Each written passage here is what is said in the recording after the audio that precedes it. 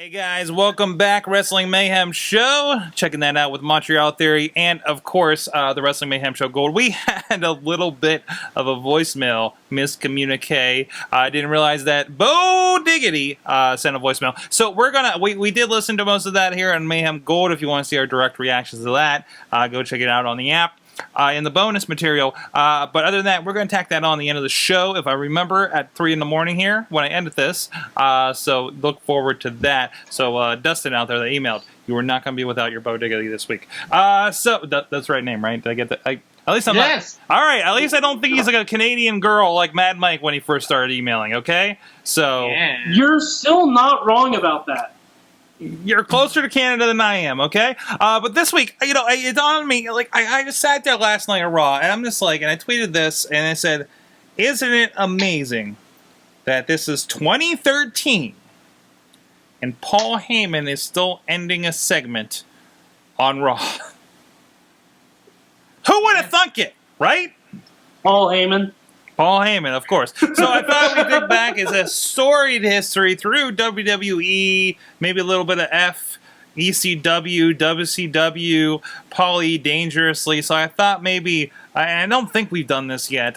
I'm getting a weird deja vu, but I don't think we really. We might have done this when he was all holding up a belt and everything. We did it like a year ago. So tell me, what is your favorite, memorable, whatnot, Paul Heyman moment? Anybody? I got one. Okay. I got one. Okay. This was never seen on television. It's kind of a personal moment for Mad Mike. Uh-oh.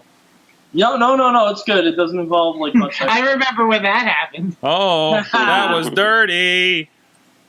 I went out drinking in the city on Holy Thursday, like back in 2008, roughly. And I was walking home to the subway, and I decided to stop and get some H&H bagels because they're delicious, and I was drunk. And outside of the H&H bagels, there was a huge Range Rover parked outside. Range Rover! Yes, exactly. I don't know if it was a Range Rover. I just wanted to hear someone say Range Rover. But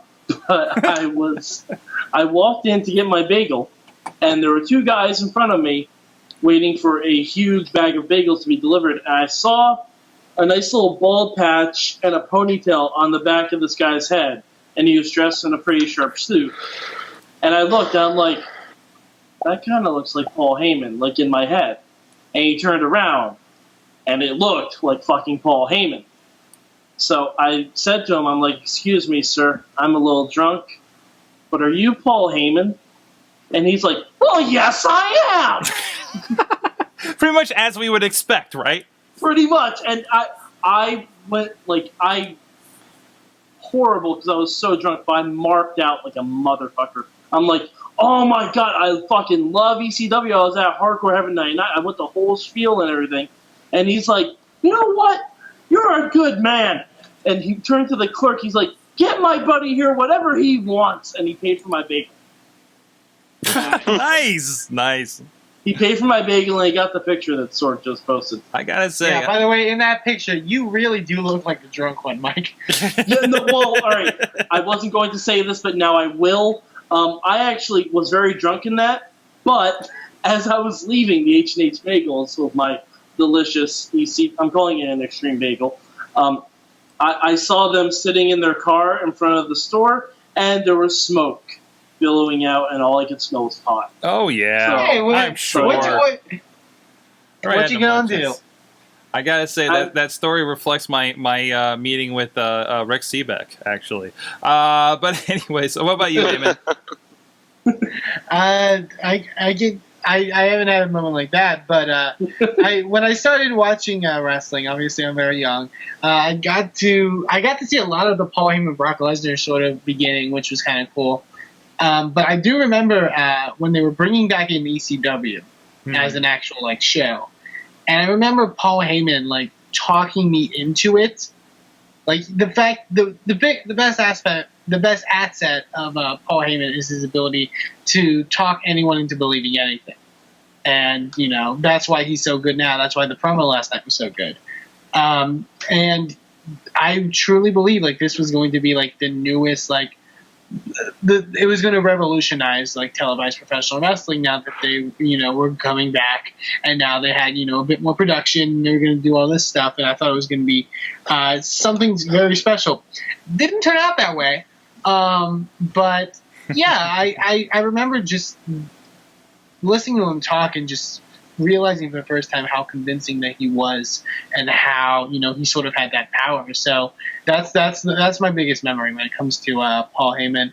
Lunchbox. Well, I did enjoy the original run of ECW. That is true.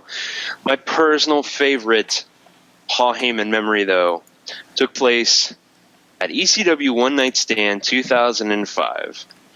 It was before they brought back ECW as another brand. It was one pay-per-view and they were just doing something special. And Paul Heyman came out in his leather duster like he used to wear, and he got on the mic and he fucking ran down everybody. Specifically, let's see, Eric Bischoff was there, but I think he really tore into JBL the most. And it was so cool, and he was just like a pig in shit because he was back in his element. He could do what he wanted, say what he wanted, and I have just the fondest memories of him and that pay-per-view. It was just absolutely tremendous. So, don't forget, he also called out Edge for the Matt Hardy thing. Oh yeah, oh yeah, that was the best.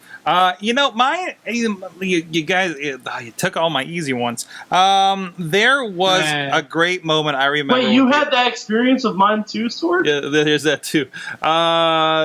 Yeah. Well, I told you, but you just change in Rex Seaback, take away the smoke part, and it's more or less the same story. No bagels. So a different story altogether. Yeah. But I was drunk, and I marked down, made an idiot of myself, but nobody bought me bagels. So, anyways, no, I was late to the party on ECW, as you said, but knew the history, had picked, seen some of the stuff, understood what ECW was, and seen some of the marquee matches, at this point.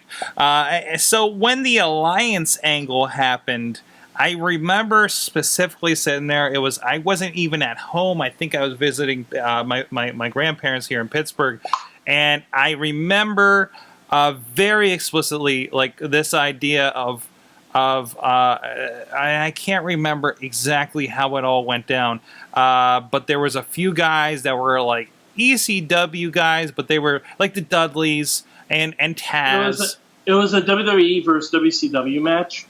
Was it? But the guys on the WWE side were like the Dudleys and Taz and RVD and something like that. So then they had like Just Incredible. Right. Then there was a run-in of some more like definitely not WWE ECW guys, and they stood off with whoever they were teaming up with from the WWE faction, and they just turned around and started beating them. And that realization that ECW had arrived. And I think at the time Paul Heyman was on the mic, right?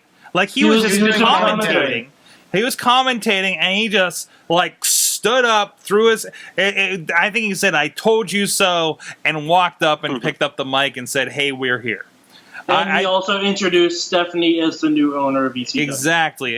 Well, that's where it went downhill from there. But that moment I thought was pretty tremendous, and definitely kind of sticks with me. So I mean, and again, like we talked about, like even the last like year or so that he's been around, just walking around with Punk.